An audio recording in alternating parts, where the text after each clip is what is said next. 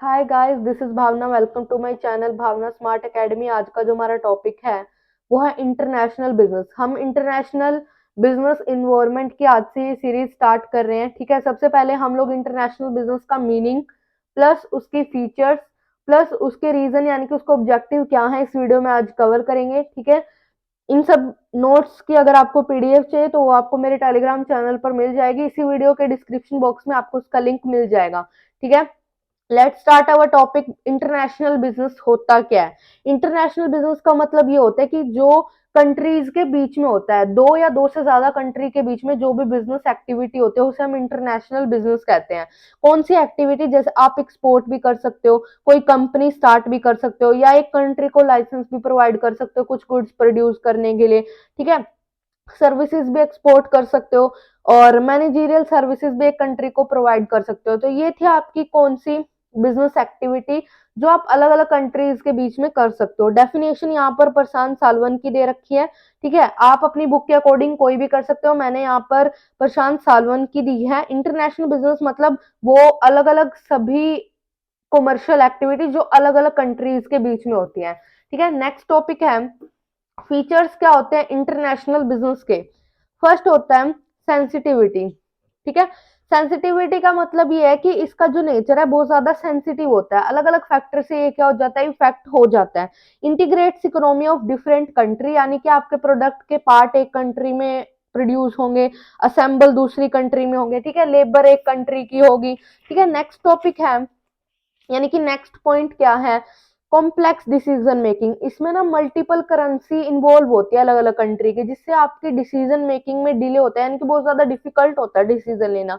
Uncertainty यानी कि इसका एनवायरमेंट बहुत ज्यादा क्या होता है, अनसर्टेन होता है, उसे हम प्रिडिक्ट नहीं कर सकते। बहुत ज्यादा कंपटीशन होता है, ऑफकोर्स इंटरनेशनल लेवल पर अलग अलग कंट्रीज की फर्म इन्वॉल्व होगी।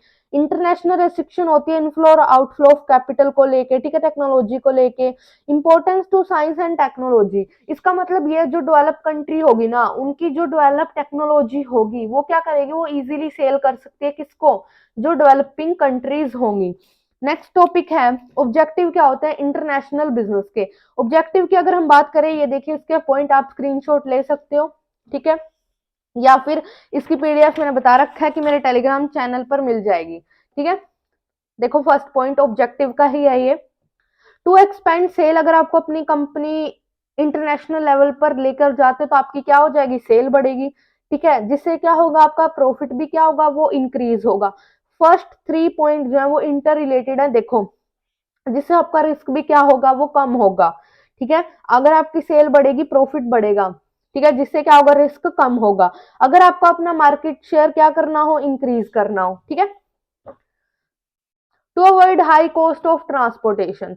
अगर आपको ट्रांसपोर्टेशन की कॉस्ट क्या करनी है, अवॉइड करनी है। इसका मतलब यह है कि कंपनी स्टार्टिंग में जब बिजनेस करेगी उसका मार्केटिंग ऑपरेशन से कॉस्ट होगा, लेकिन बाद में वो जो सेल है वो वही करेगी ना जहां पर उसके प्रोडक्ट की डिमांड हो रही है। ठीक है, फिर आता है government policy and regulation. Government policy और रेगुलेशन के कारण भी इंटरनेशनल बिजनेस होता है। कैसे? दो फैक्टर फैक्टर हैं, पहला पॉजिटिव, दूसरा नेगेटिव।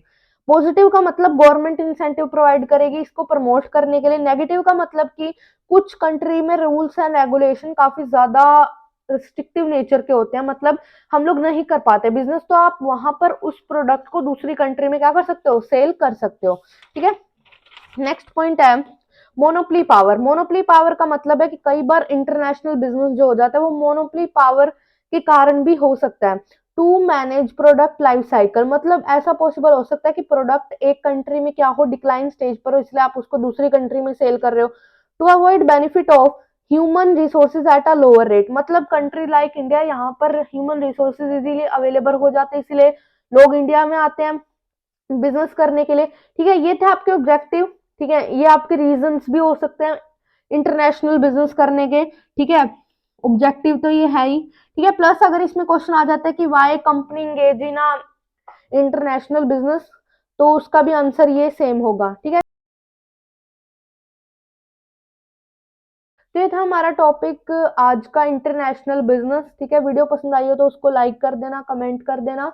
ठीक है, एंड इन सब के नोट्स आपको मेरे टेलीग्राम चैनल पर मिल जाएंगे। Thank you so much, bye.